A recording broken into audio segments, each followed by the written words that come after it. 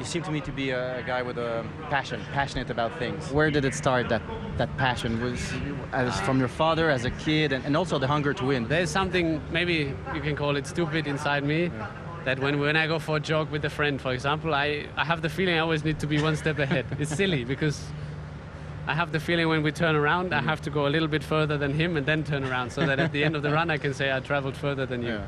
You know, the way of getting into racing has changed a lot, huh, over the years. And you were maybe one of the first ones to come from already with a big sponsor, like a family, and we could say with protection. You're the passionate racer. How did you manage to remain like that and to grow through that? If I go, to the go-kart track now and I look, and it's nearly too professional at a very young age. You have data to look into and you analyze and stuff, but at the same time, they are kids. When I started, I was free, I was a child, and I was able to be a child. I was 8, 9 years old, we're racing and we're trying to beat the other guy for the sake of challenge.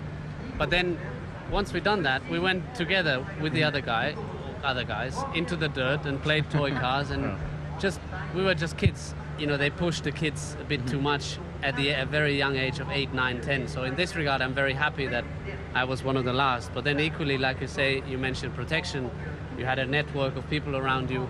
I was one of the first. It just, started to sort of develop. I don't have a manager. I never had one. That's very impressive. I think I'm blessed that in the beginning I had this sort of protection. I had people looking after me or looking after certain things. If you think about it, the way I looked at it and the way I still look at it, it's always decisions for you and for your life. So you want to take the decision. I have nothing against managers or people that have managers, but as long as I make the decision, I can have somebody by my side helping me. That's not the problem. So I was able, in a gentle way, I think, to learn to take care of myself. In life, careers, I always find defining moments. And all the years until Ferrari, it seemed logical. And then suddenly there was this surprising move, which was Ferrari. And to me, that was the defining moment, because until then, there were 4 championships, but there was still a lot of doubt.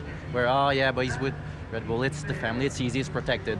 Now that he's going to this team with a lot of pressure, how will we cope? And last year, you just made everybody look stupid. How did it change you, this move, and was it important? Ultimately, it comes down to what do you want. You reach a point where you want to do something else, something new, and I think the passion for Ferrari was there from a very young age, and for me, I think it was the right timing, and that's ultimately what made me do the step, because a lot of things changed, and there was the willing to change. Now we're still in that process. We had a good season last year. This year, it's a bit up and down, but you never give up. Sometimes the race, exactly. Sometimes the race is long, and of course you have races where you look back and you think, why did that happen, and why did this happen? And it never got to a point where now I'm sitting here and looking back and thinking, maybe I shouldn't have done that. No, I'm still 100% convinced it's the right thing.